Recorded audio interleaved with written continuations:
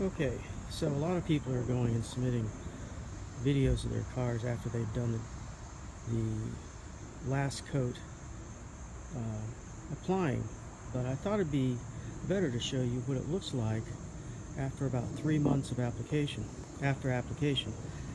This is my 2017 RX 450H, and we, for those of you that live on the East Coast, you know we've had a lot of rain in the last couple of months and a lot of road spray on the car.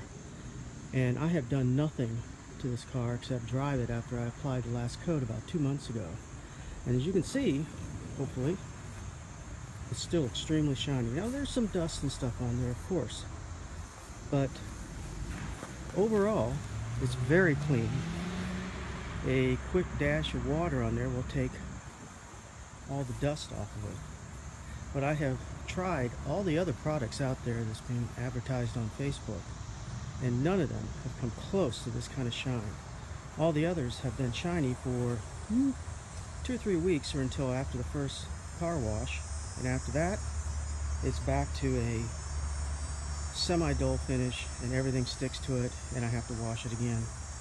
So I applied the last coat to this car, one application, not several coats, and it's been shiny ever since. I'm really sold on it, even if it lasts only 3 or 4 months.